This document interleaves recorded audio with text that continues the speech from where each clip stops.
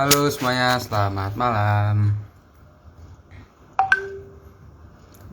Di pin dulu ya. Kasih pin. Nah, pin. Nah, udah gabung nih. Halo, halo, halo, halo. Yuk, aduh, nggak kelihatan full ya bukannya. Ya, malam, kedengeran Kak suara saya Kak? Aman, aman. Oke, oke. Ya. Kak, kalau saya kayak gini Bismillahirrahmanirrahim. sih, jadi miring ya tapi ya. Itu gini.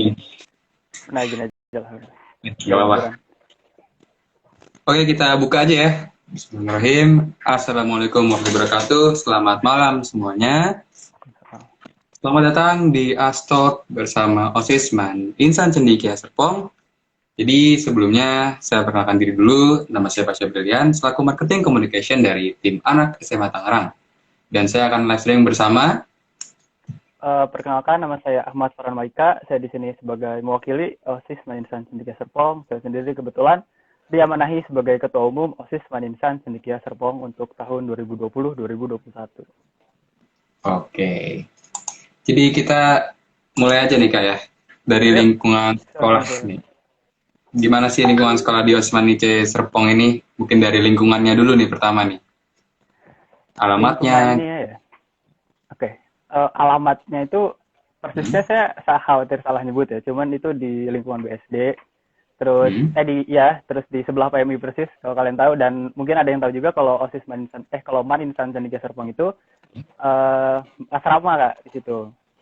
Jadi Hmm. lingkungannya mungkin orang membayangkannya bisa dibandingkan dengan pesantren, mungkin semacam seperti itu ya Kak. Lingkungannya agak lebih Ya. strict juga, terutama penggunaan teknologi kan ya karena asrama.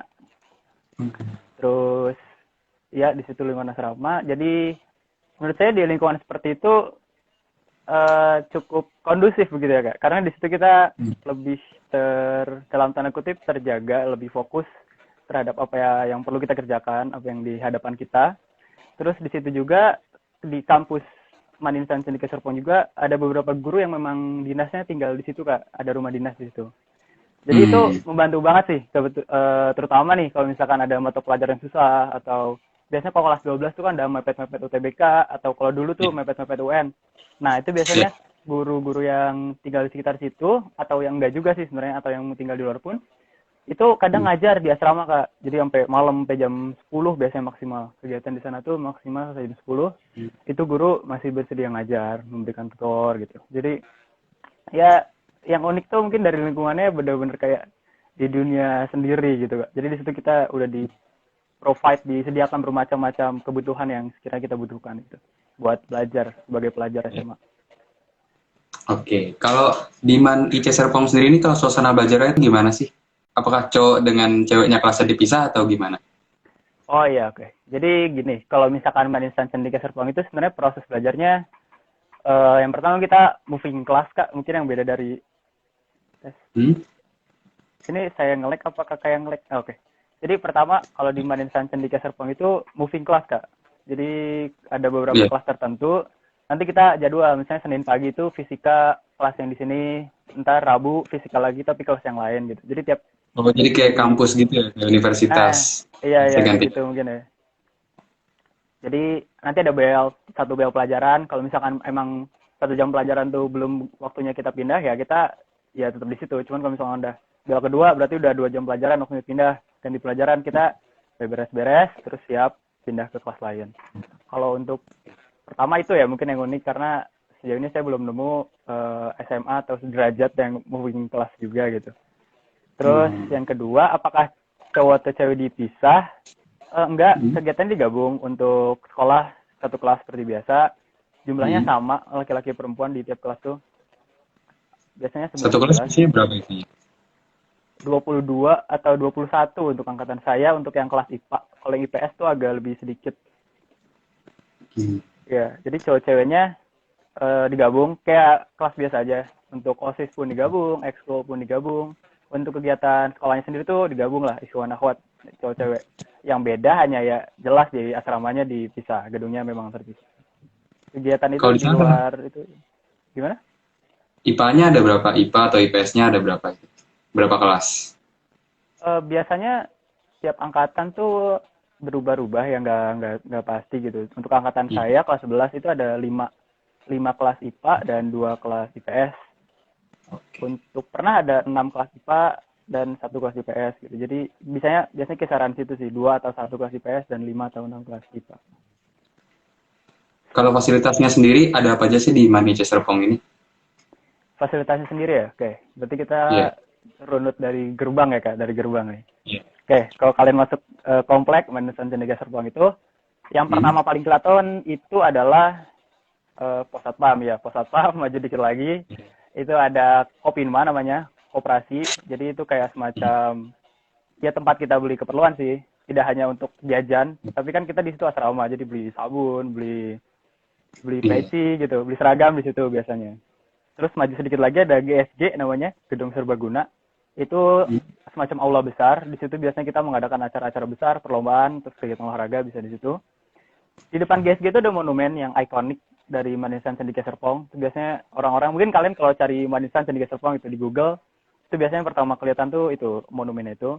Terus maju sedikit lagi ada Wisma. Wisma itu disewakan ya. Jadi bisa misalnya ada keluarga yang jauh berkunjung, bisa tinggal di situ untuk semalam, atau misalkan ada siswa Manisan Cendekia Serpong yang sedang mengikuti KSN tingkat nasional atau tingkat lainnya, itu kan perlu karantina fokus gitu, belajar sendiri. Biasanya di Wisma di situ. Terus sekarang ada gedung baru dekat Wisma namanya Pusat Kegiatan Siswa. Pusat kegiatan siswa itu gedung baru, fungsinya nanti untuk kegiatan-kegiatan ekstrakurikuler dan organisasi. Itu baru banget, baru dibangun pas kita lagi PJJ nih, kan kita di rumah, di sana ada pembangunan gedung itu. Terus kalau dari dekat Wisma ada gedung guru administrasi, terus gedung belajar yang utama yang paling besar itu gedung belajar.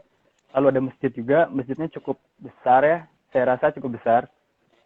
Terus masuk ke dalam lagi ada poliklinik, polikliniknya tuh cukup mengesankan menurut saya, karena lengkap di situ, ada dokter gigi yang jaga juga untuk jadwal tertentu, terus ada obat-obatan. Biasanya orang kalau sakit ya jelas tinggal di situ dulu, ada yang menjaga juga, ada PMR yang bisa stay.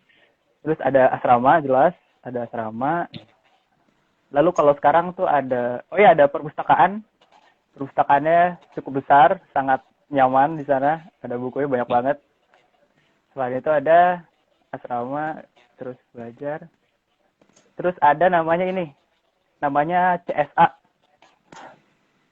Center Student Activity kalau tidak salah. Jadi itu tempat kita meletakkan laptop. Nah, jadi kan kalau misalkan di IPC Serpong sendiri itu tidak diperkenankan untuk membawa dan menyimpan handphone ya. Tapi kalau laptop diperkenankan, karena kan untuk kebutuhan sekolah, akademik maupun non-akademik atau organisasi gitu Kak. Nah, laptop itu ditaruh di CSA itu. Nanti ada jam-jam tertentu kita bisa menggunakan. Atau kalau perlu menggunakan di luar jam tersebut untuk kepentingan yang lain, bisa bikin surat izin gitu. Nah, itu ada CSA.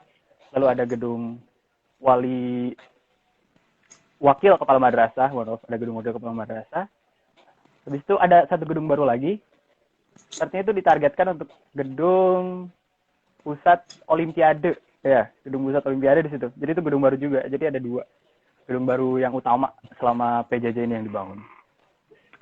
Fasilitasnya itu sih Kak. Terus ada lapangan besar sekali. Biasanya dipakai untuk pertandingan olahraga juga.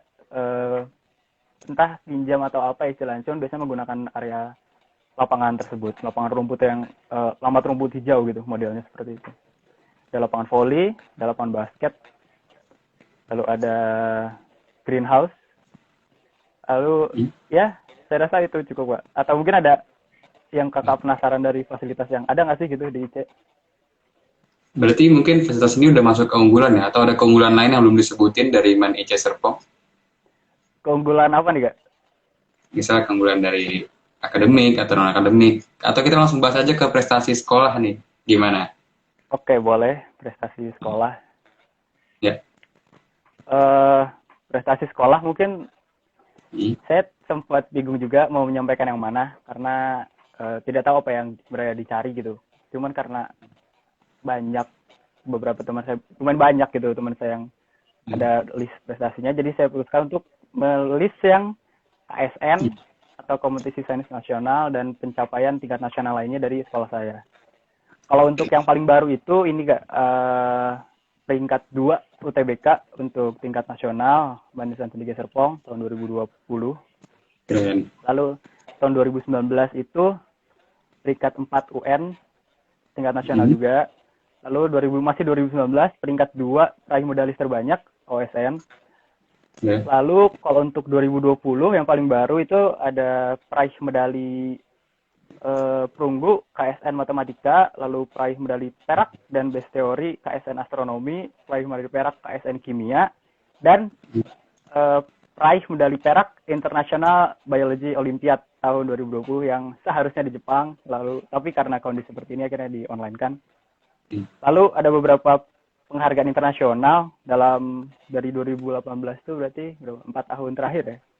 Ya, jadi 2020 itu tadi International Biology Olympiad, lalu 2019 ada 2 perak International Olympiad of Astronomy and Astrophysics, lalu ada International Economy Olympiad perunggu, lalu 2018 ada perak International Chemistry Olympiad. Kira-kira itu sih Kak yang saya tadi presentasi. Banyak banget presentasinya dari OSIS Manice Serpong, keren banget. Nah berarti dari presentasi itu mungkin kita bisa bahas lagi turun ke ekstrakurikuler nih. Di sana tuh ada apa aja sih ekstrakurikulernya? Ekskulnya ada banyak ya, terutama olahraganya cukup banyak Kak. Boleh saya lihat catatan nggak? Khawatir ada yang lupa gitu. Silakan. Kalau ekskul di IC sendiri itu yang lumayan aktif tuh pramuka Kak, ada paskibra juga, olahraganya ada basket, bola, lalu ada panahan, ada klub bahasa Inggris. Ya, English Club. Iya, kalau di sana namanya ini apa? Ice Cube Kak. Nama klub bahasa Inggrisnya Ice Cube. Dari banyak soalnya ekskulnya, saya takut terlewat. Gak apa-apa, sebutin aja. Sebentar, ada di catatan di sini nih, sebentar. Oke nih, jadi ya, ada PMR pertama, Palang Merah Remaja, lalu ada Paskibra, lalu Pramuka, untuk seni budayanya ada Saman, ada band, choir atau apa? Vokal grup ya, choir mirip-mirip vokal grup, lalu MB atau marching band. Terus olahraganya sendiri ada bola sepak, terus ada basket, ada taekwondo, memanah, badminton. Lalu ada pencinta alam, di sini namanya Jiwandaru, pencinta alamnya Insan Cendekia Serpong. Ada hadroh, ada ice cube yang tadi sudah saya sebutkan atau English Club, lalu ada KIR, dan FLP, Forum Lingkar Pena. Itu isinya bagi orang yang tertarik untuk kepenulisan atau kesastraan. Lalu ada juga, sebentar, saya agak lupa namanya. Oh iya, itu aja sih Kak sejauh ini. Nanti kalau saya rasa ada yang luput akan saya tambahkan di kemudian nanti. Nah, kita mungkin boleh bahas tentang mau PPDB dulu atau program kerja OSIS nih? Mau pilih mana nih? PPDB dulu nih Kak. Oke, PPDB dulu ya. Jadi pertama mungkin bisa dijelaskan pengalaman Kakak waktu PPDB di tahun Kakak sendiri nih. Tahun 2000 berapa berarti? 19 ya? Atau 18? 19. 2019. Gimana sih PPDB di sana? Mulai dari mana nih Kak? PPDB-nya tuh di pendaftarannya, ada tes-tesnya, jalur apa aja? Oke, jadi kalau saya tuh daftar lewat jalur reguler ya Kak. Kan ada jalur reguler sama jalur jalur prestasi. Nah, ini saya jalur reguler ya. Jadi itu saya daftar, terus seleksi berkas. Kalau untuk di IC itu untuk dibatasi per sekolah yang ingin per SMP yang ingin mengajukan untuk daftar ke Manisan Cendekia Serpong atau Manisan Cendekia lainnya juga sama sih.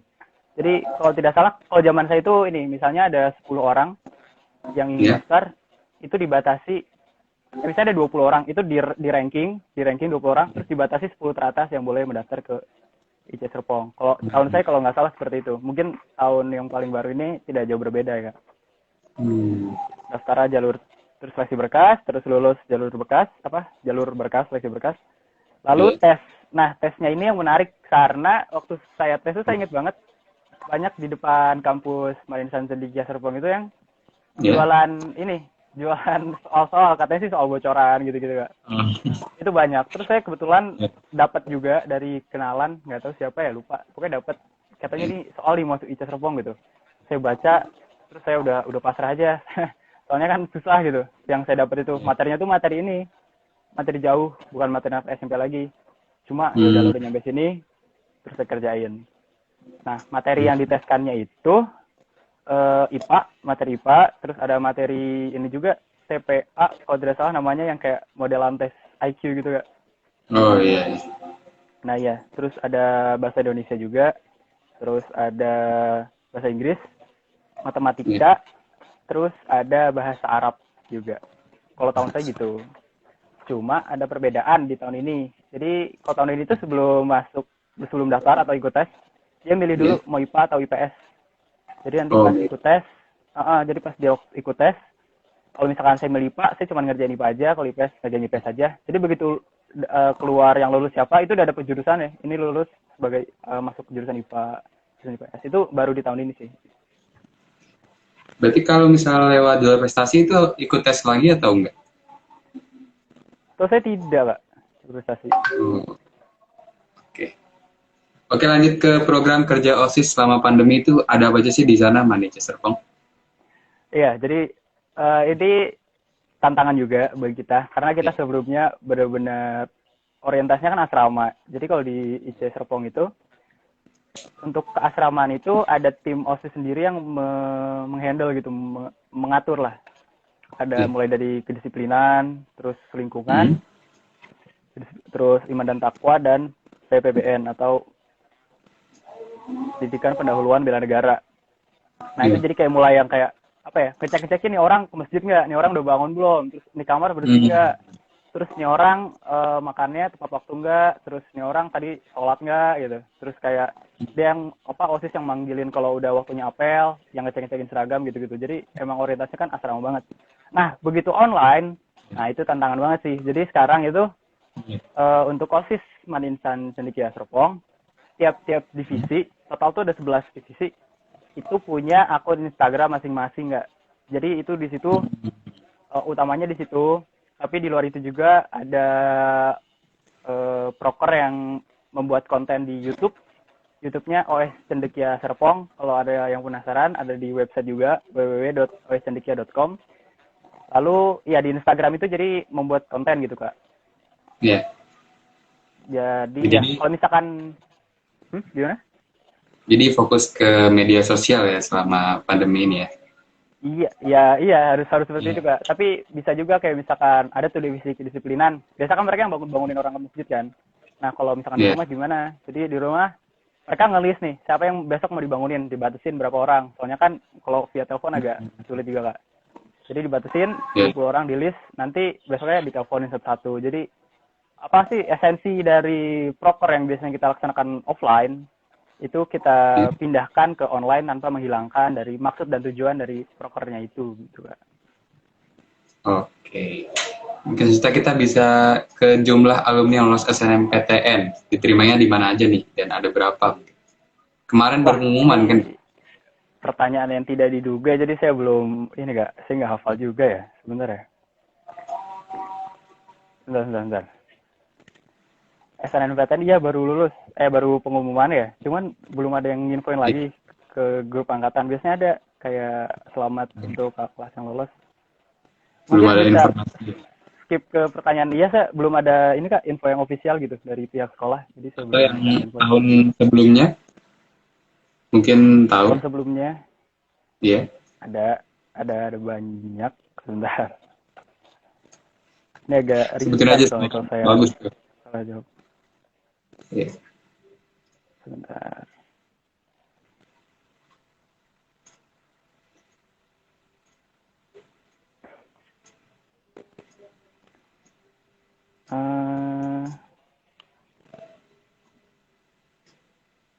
Ini UTBK.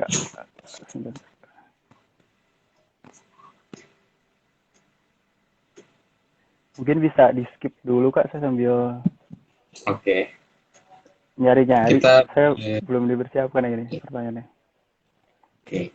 Kita boleh lanjut ke mungkin lingkup pergaulan ya di Manitia Serpong ini, apakah ada individualisme atau emang bareng-bareng banget gitu pergaulannya di sana? Untuk individualisme, ya saya rasa ada ya untuk awal-awal. Kan kita tidak semua berasal dari sekolah yang berorientasikan asrama juga. Cuman emang Kenal ya. secara individualisme itu tidak memungkinkan saya rasa. Untuk di kondisi yang seperti ini. Dengan padatnya jadwal, terus tuntutan akademik, lalu organisasi, kehidupan non-akademik juga, dan sebagainya itu emang susah. Jadi kalau misalkan kita ngandelin semuanya ke diri sendiri gitu. Apalagi kalau misalkan saya rasa seperti halnya di sekolah-sekolah lain yang pesantren itu berbasis angkatan yang cukup kuat. Jadi di situ ditekankan banget kalau setiap angkatan tuh harus solid begitu. Jadi kalau misalkan di IC Serpong sendiri, setiap angkatan tuh jadi ada namanya, ada tanggal peresmiannya, ada upacara peresmiannya, ada lagunya, ada benderanya dan semacamnya. Jadi tiap angkatan tuh punya identitas tersendiri gitu. Nah, di situ yang ditekankan supaya tidak ada individualisme yang dirasa bisa berdampak negatif gitu.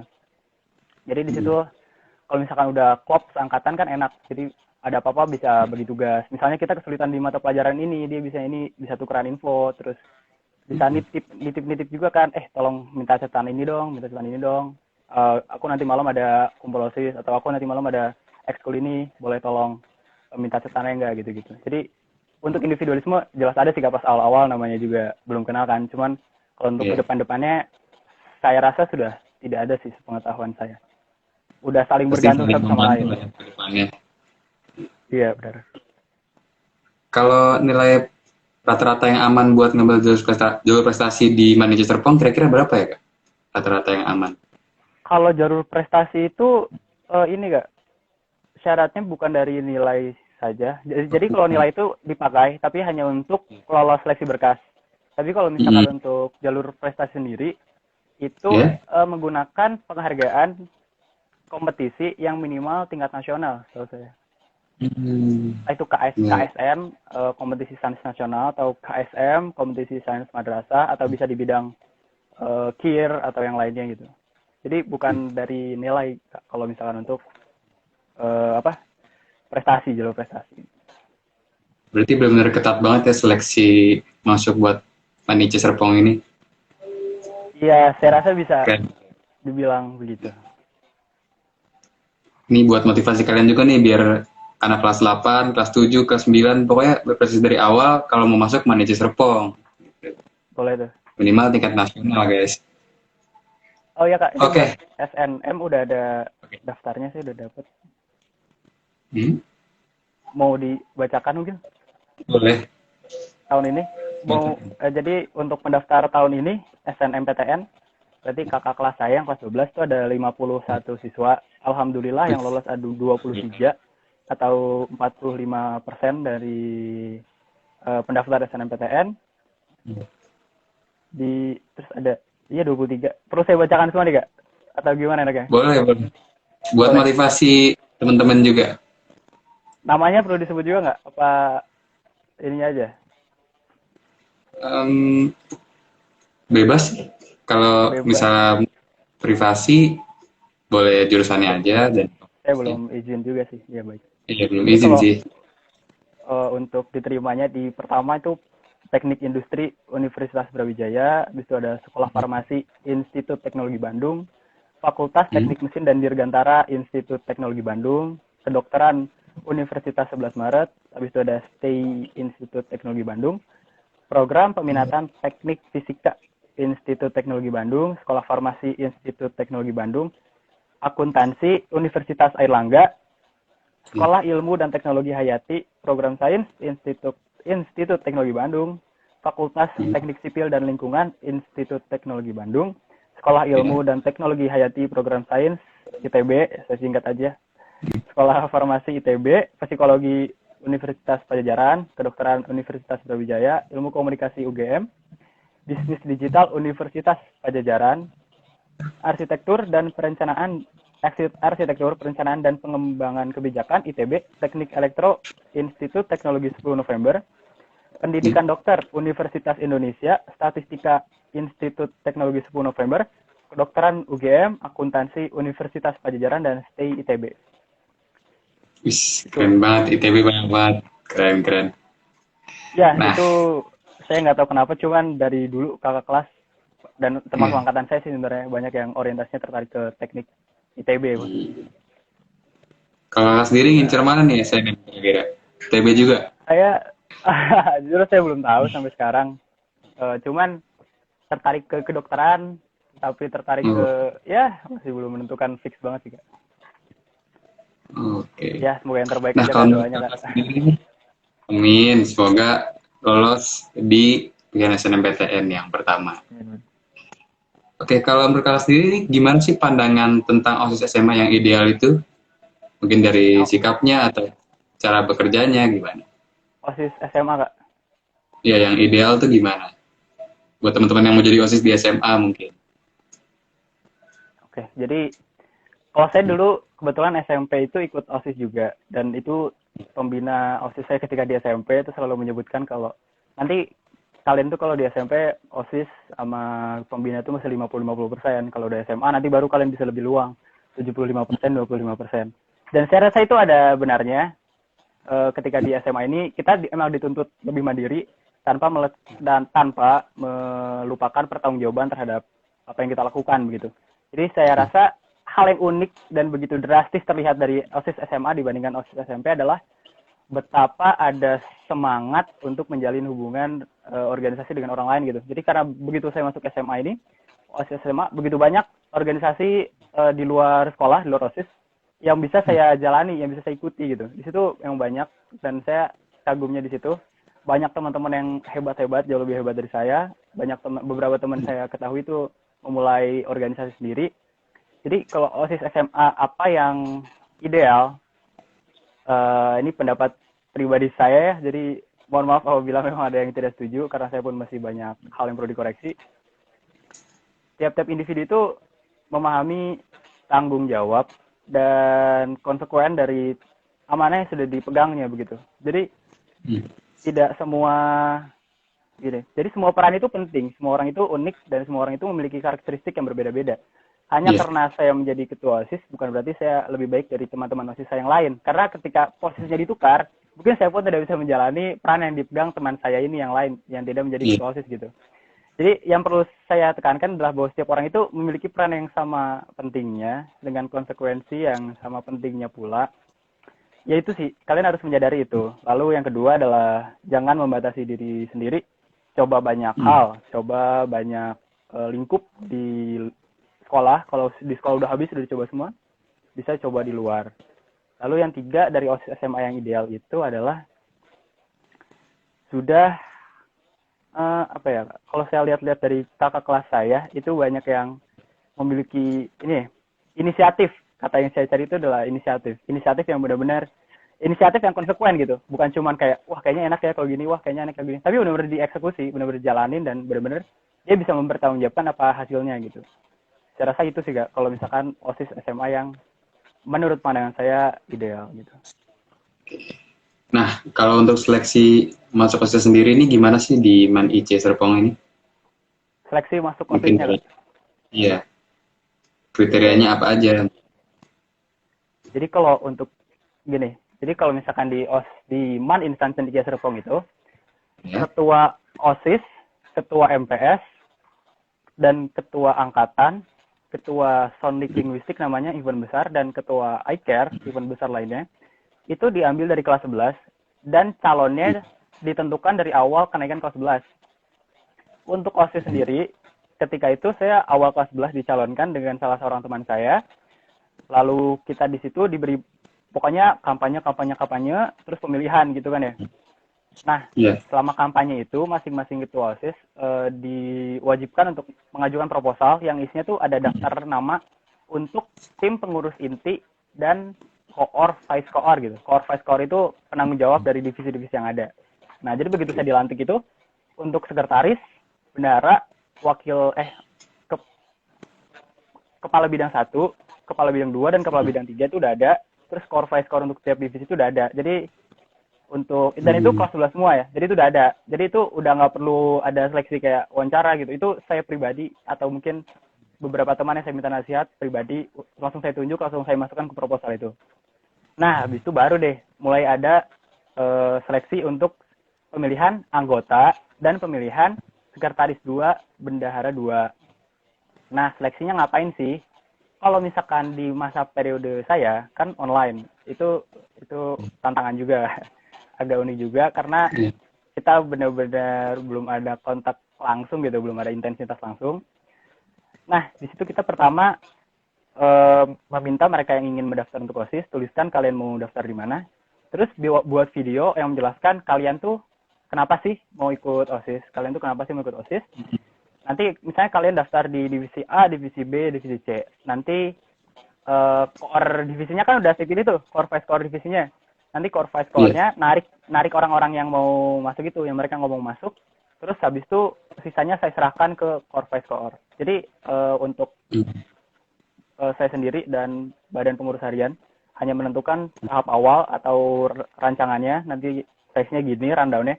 Untuk begitu mereka udah menyatakan, saya nanti mau masuk divisi A, core 5 core divisi A, memasukkan mereka ke grup, lalu di situ mereka diberi waktu. Saya beri waktu sekitar 2 minggu untuk menjalankan tes apapun yang dirasa perlu gitu. Karena saya yakin untuk mereka itu yang core 5 core lebih memahami secara teknis apa saja sebenarnya kriteria yang dibutuhkan oleh anggota yang mereka cari gitu, Kak.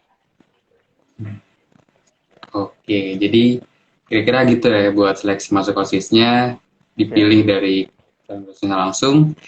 Nah, mungkin kegiatan apa aja sih yang udah dilakuin sama OSIS ataupun non-OSIS selama pandemi ini, mungkin dari ekskulnya atau apa? Kemarin ada Isra Miraj, kira-kira ngapain tuh kemarin? Isra Miraj, ya itu kemarin divisi Iman dan Takwa dan Rohis SMA Unggulan MHT itu kolaborasi buat mengadakan kegiatan Isra Miraj itu ya. Lalu apa saja kegiatan yang udah dilaksanakan? Itu bisa dicek di OS Cendekia kalau kalian penasaran. Akunnya OS Cendekia, ada beberapa rangkaian acara yang pernah kami laksanakan selama PJJ ini. Bentar. Ya, jadi ada lomba-lomba. Ini saya perlu sebut detail nih semuanya. Walaupun internal juga nggak apa-apa. Boleh. Ya, jadi ada lomba-lomba Manesa Fest. Manesa Fest itu diadakan oleh bidang 3 ya. Jadi OSIS di ICA Serpong itu dibagi jadi bidang 1, 2, 3. Bidang 1 asrama, bidang 2 sosial masyarakat. Bidang 3 itu minat bakat. Nah, ini minat bakat ini punya proker namanya Manesa Fest, tuh kayak perlombaan minat bakat. Lalu ada Maulid Nabi, terus ada perayaan, ada fundraising, seminar fundraising. Jadi kan kita itu ada event besar nih, Kak. Yang tadi saya sebutkan pemilihan ketuanya. Sonic Linguistic dan iCare. Dan iFun, ada iFun satu lagi. Cuman iFun tuh full kelas 10, itu event besar juga skala nasional. Nah, itu kan butuh dana banyak. Nah, waktu itu Cendekia Serpong dan kerjasama sama MPS-nya juga ngadain webinar fundraising, nggak? Jadi gimana sih cara menggalang dana yang baik gitu, mengajukan proposal yang baik. Lalu ada kegiatan Civitas Day juga. Civitas Day itu kegiatan yang merayakan Hari Guru. Jadi acara puncak itu di Hari Guru. Lalu ada rangkaian-rangkaian lainnya yang menyertai. Lalu ada juga IC Award. Ini seru-seruan kami di akhir tahun dan full kelas 10 yang ngurus juga. Itu kayak penghargaan-penghargaan gitu, Kak. Jadi internal kita aja. Misalnya penghargaan terame atau terapa, voting, dikasih penghargaan, dikasih piala, segala macam gitu-gitu. Lalu kemarin kita mengadakan milad IC 24 tahun Insan Cendekia Serpong juga. Lalu, terus yang menarik tentang OSIS Marinsan Cendekia Serpong, tadi kan ada yang komen juga tuh, kok gampang banget masuknya gitu, masuk OSISnya. Jadi di Insan Cendekia Serpong ini emang OSISnya tidak begitu tanda kutip eksklusif gitu. Jumlahnya sangat banyak, 150-an atau 160-an, saya lupa persisnya jumlahnya. Tapi itu sangat banyak karena seperti yang saya sebutkan sebelumnya kan asrama ya, orientasinya asrama. Jadi kita di situ tuh benar-benar OSIS punya peran besar dalam menghandle urusan keasramaan dan secara umum tuh membantu mengatur juga lah supaya berjalan dengan baik. Jadi itu butuh manpower-nya banyak gitu, tenaganya banyak. Jadi emang OSIS banyak banget di CS Serpong itu. Oh. Nah, kalau buat Ramadan ini kira-kira udah ada rencana belum mau ngapain dari OSIS-nya? Ramadan. Iya. Ramadan ini kita ada IFAN yang tadi saya sebutkan, itu lomba skala nasional. Untuk yang eksternalnya skala nasional, lomba Islami, itu nanti kita adakan di bulan Ramadan, khususnya memang dibarengi gitu di bulan Ramadan. Itu nanti ada eksternal juga, ada internal juga.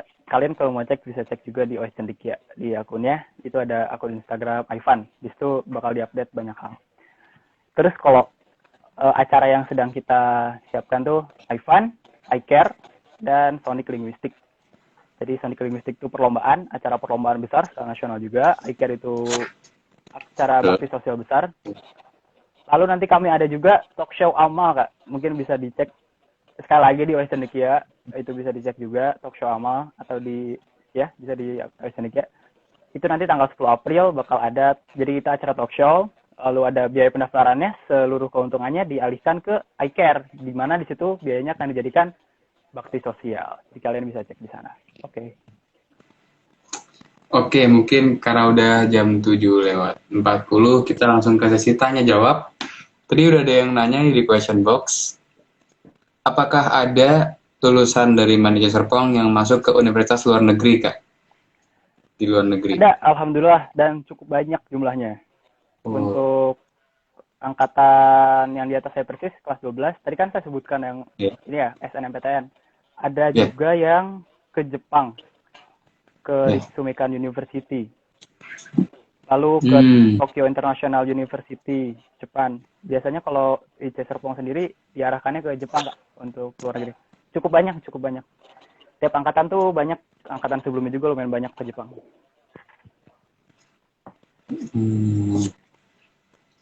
Tadi ada pertanyaan juga dari Hansa Almira. Study tour-nya kemana, Kak? Waktu sebelum PJJ ini? Study tour. Dulu angkatanku study tour pas masih kelas 10. Itu ke Jogja dulu. Ke Jogja jalan-jalan. Nggak jalan-jalan sih. Sambil ngerjain LK juga. Ya study tour lah masuknya. Ya itu ke Jogja dulu. Gitu. Oke, teman-teman ada yang mau nanya lagi mungkin? Question box. Mungkin ada yang baru gabung nih, aku.nis untuk masuk Manice Serpong apa saja persyaratannya? Mungkin dia baru gabung nggak? Wah, kalau hal-hal teknis saya khawatir salah menjawab. Tapi dulu ketika saya mendaftar dan saya ingat itu dibutuhkan nilai rapot karena ada standar nilai rapotnya. Terus kalau misalkan yang mendaftar dari sekolah kalian lebih dari 10, itu perlu di ranking 10 besar yang masuk. Dan hanya 10 besar itu yang boleh daftar ke Mandika Serpong. Lalu hal lainnya, jujur saya khawatir salah menjawab, dan kebetulan PBDB tahun ini juga selesai, bisa langsung dicek di website officialnya ya, untuk pendaftaran tahun depan. Oke, yang selanjutnya dari Hansa Almira. Pulang ke rumahnya tiap kapan, Kak? Pulang ke rumahnya, jadi di IC Serpong, Mandika Serpong ini, tiap 2 minggu sekali kita boleh namanya reguler. Reguler itu keluar kampus, entah itu ngapain boleh. Jadi 2 minggu sekali itu diselingin laki-laki perempuan. Jadi minggu ini laki-laki, minggu depan perempuan, laki-laki perempuan gitu, tuker-tukeran. Nah, jadi kalau misalkan kalian keluar, itu biasanya ada waktunya. Waktunya itu dari pagi sampai terakhir itu pulang jam 3 kalau nggak salah, udah harus di Serpong lagi. Kalau kalian rumahnya dekat, boleh aja keluar terus pulang gitu, ganti baju atau ngapain. Tapi ntar jam 3 harus balik lagi. Cuman kalau misalkan yang benar-benar semuanya pulang, ya libur panjang, kayak libur tahun baru atau lebaran gitu. Yang memungkinkan semuanya untuk pulang. Gitu. Mungkin dari Izan 0405 ini passing grade Man IC berapa, Kak? Mungkin tadi yang seleksi rapor itu ya? Kira-kira amannya. Passing grade ya dulu tahun saya berapa ya? 95? Kalau nggak 90, 85. Kalau tidak salah. Itu sekali lagi kalau untuk PBDB bisa kalian cross-check di websitenya ya. Karena ini teknis banget. Takut salah saya dalam menjawab. Oke. Ada lagi pertanyaan dari airh_u. Untuk soal-soal masuk MAN IC, apa ada bayangan yang akan diberikan? Mungkin dia baru gabung juga nih. Soal-soal masuk Manice, Ya. bayangannya, ya mungkin saya bisa menjawab berdasarkan pengalaman saya aja. Itu kan tadi yang Iya. berdasarkan saya sebutkan tuh ada pelajaran biasa, bukan pelajaran biasa ya. IPA umum, lalu Iya. IPA umum itu maksudnya ada fisika dan biologi, ada matematika juga, bahasa Inggris, bahasa Indonesia, bahasa Arab, dan TPA Iya. yang kayak modelan soal IQ.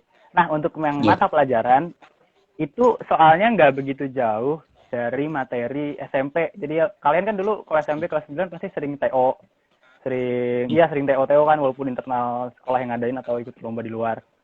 Itu nggak jauh materinya dari situ, cuman agak lebih dalam aja soalnya.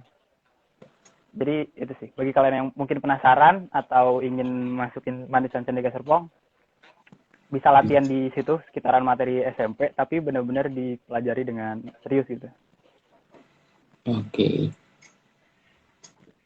Ada pertanyaan dari Mujahid NF. Kak, di sana kalau nilai itu dipajang di mading.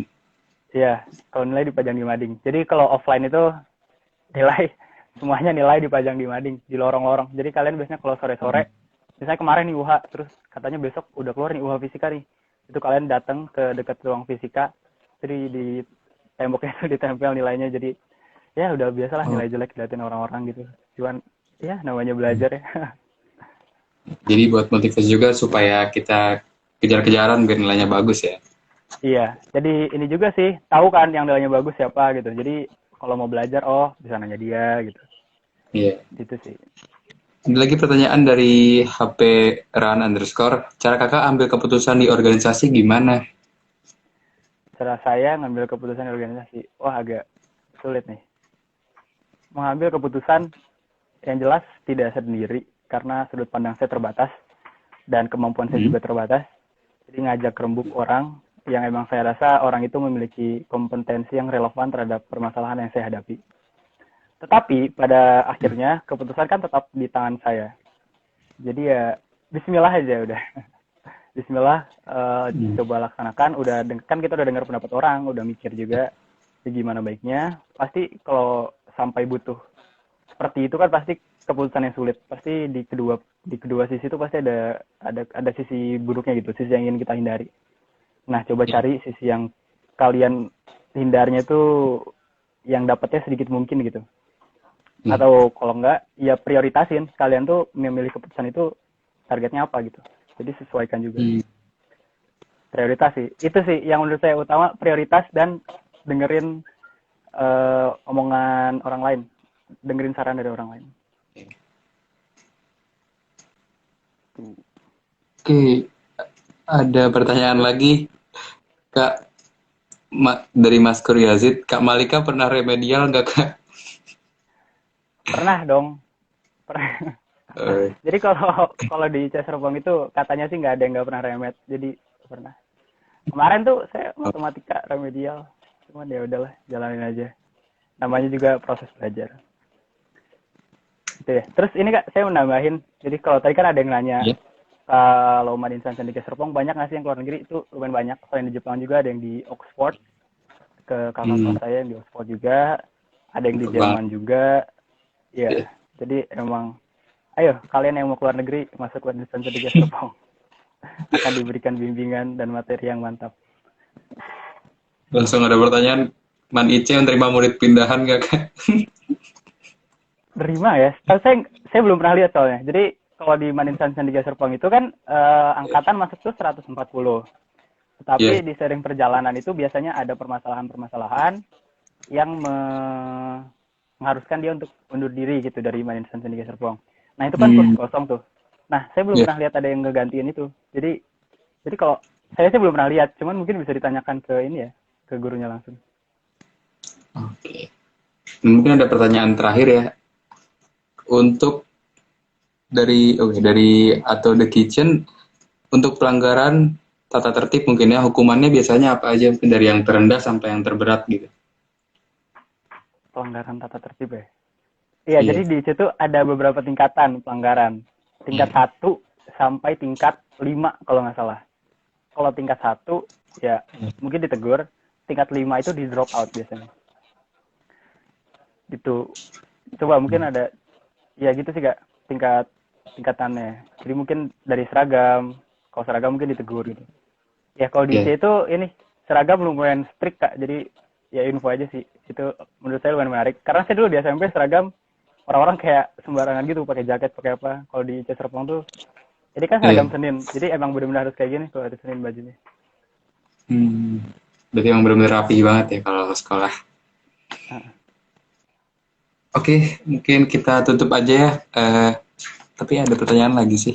Coba kita lihat.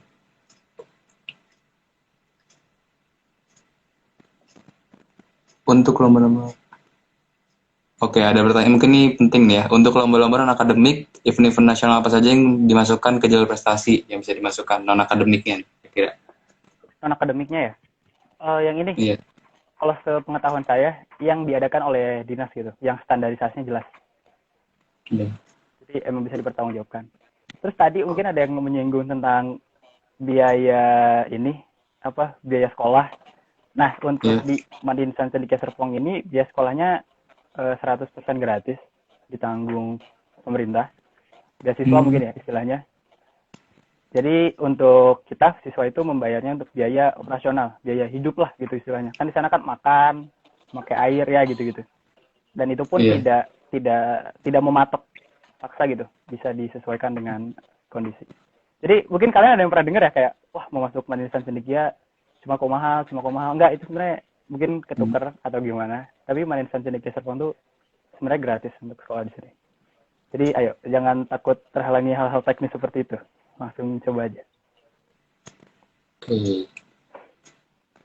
Nah, ada pertanyaan mungkin terakhir ya. Terakhir nih, udah Boleh? bener terakhir. Dari Planter, cara kakak bagi waktu organisasi sama belajar gimana? Tuh bagian. Oke.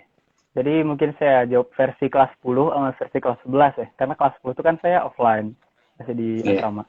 Kelas 11 tuh online. Kalau dulu kelas 10 itu dari pagi sampai sore jam 4 itu full itu ada yang nanya di Malaysia ada bullying nggak ada, jadi di Malaysia nggak ada senioritas sama sekali ya, jadi walaupun asrama nggak ada senioritas atau hal-hal yang aneh-aneh gitulah. Kakak kelasnya keren-keren Hmm. baik-baik, jadi kalian jangan takut lah sama kayak gitu-gitu, aman-aman nih. Ya jadi lanjut, kalau kelas 10 tuh dulu saya dari pagi sampai sore itu full akademik karena emang jamnya sekolah. Terus dari jam 4-an sampai jam 6 itu biasanya istirahat, kalau enggak remedial, kalau enggak olahraga, kalau enggak pokoknya itu waktu kosong gitu lah Kak, jam 4 sampai jam 6. Jam 6 saat maghrib sampai selesai isya itu full, ada kelas malam juga, di antara sholat itu ada kelas malam. Lalu habis itu, nah mulai di situ setelah sholat isya itu biasanya mulai pembagian waktu yang agak tricky gitu, antara belajar atau organisasi. Karena untuk organisasi itu kan tadi udah saya sebutkan dari pagi sampai sore itu emang benar-benar penuh ya. Setidaknya dulu angkatan saya kayak gitu.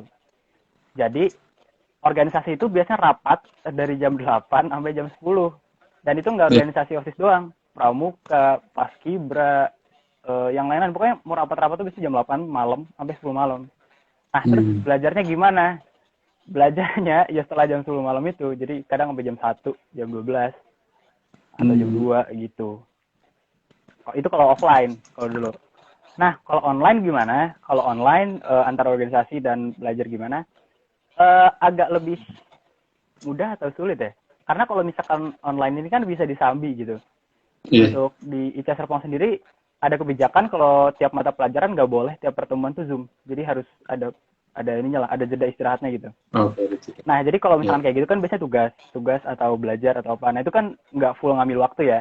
Jadi situ bisa ada beberapa kegiatan organisasi atau permasalahan-permasalahan yang didiskusikan, keputusan-keputusan yang diambil, itu bisa diambil waktu situ. Terus setelah pulang sekolah juga bisa ngerjain lagi, dan malam sekarang kan ada kelas malam, tetap ada kelas malam. Cuma kan persiapannya jadi lebih pendek ya Kak. Maksudnya kan kalau dulu kelas malam kan saya dari asrama siap-siap jalan ke masjid dan semacamnya. Kalau sekarang kan buka laptop, tutup laptop, jadi ada sisanya waktu kan. Nah itu bisa saya Iya. rapat lagi sama teman-teman.